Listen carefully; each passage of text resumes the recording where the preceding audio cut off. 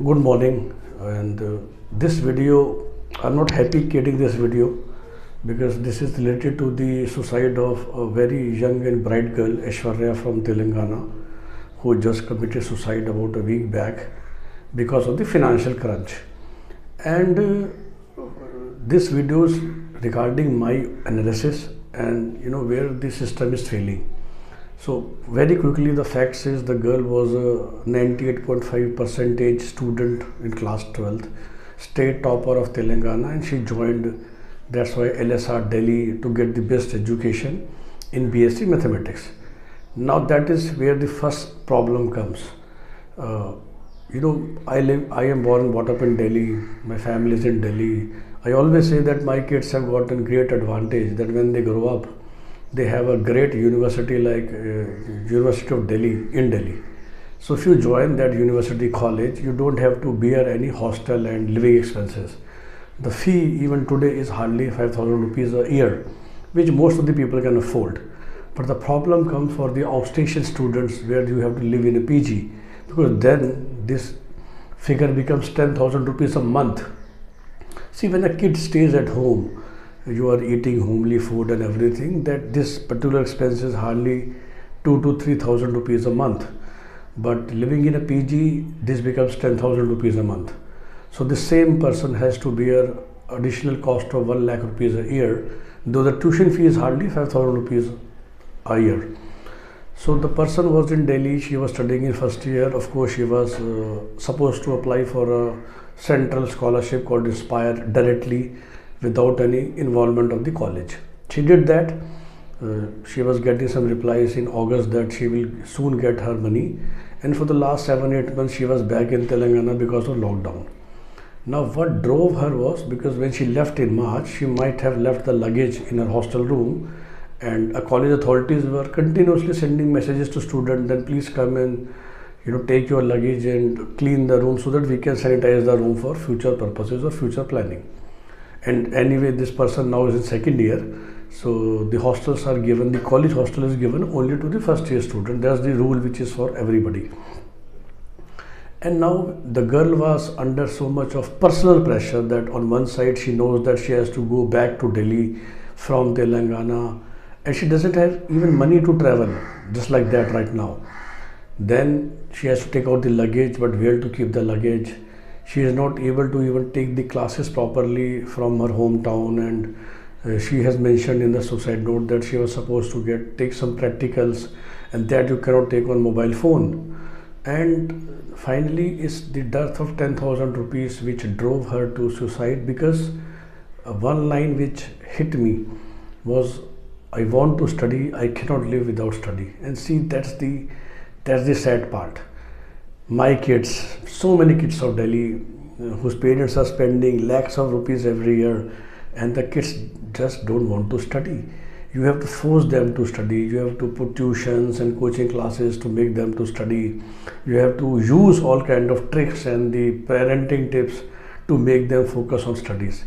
And here is a girl who herself wants to study, coming from such a poor, non-educated background that nobody in the family would be even encouraging her to study. But on her own, God has given that will to the person to study.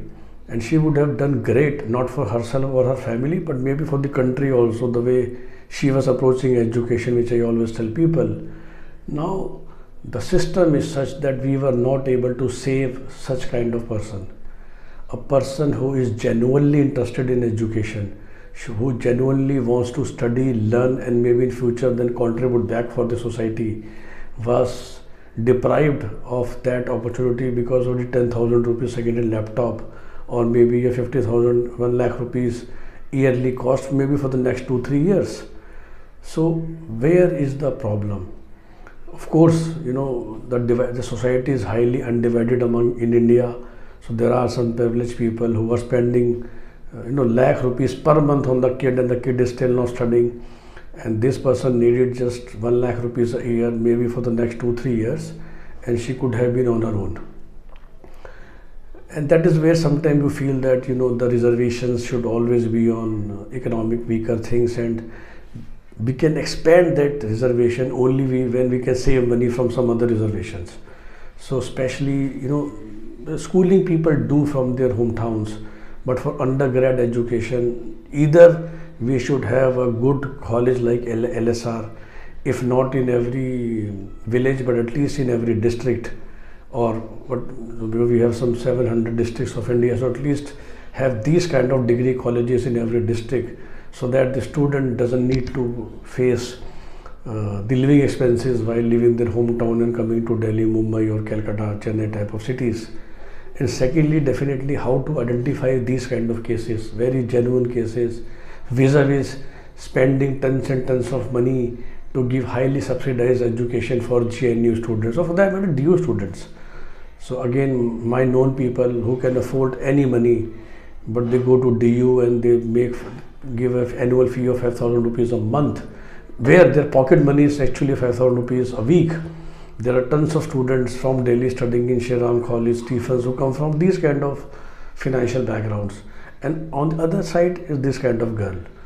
So how we can balance it out? How we can ensure that somebody who can afford, can we have a graded fee structure?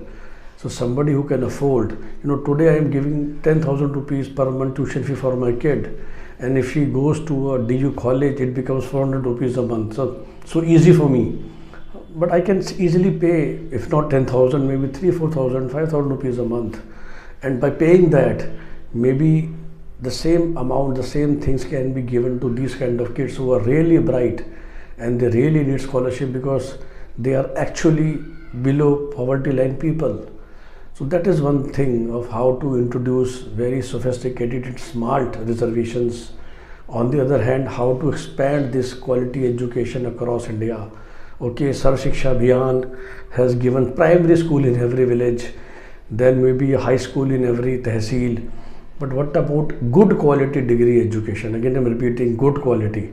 You may have a degree college nearby her village, but we all know beyond the top 20 cities of India, what kind of colleges are there and what kind of education is there.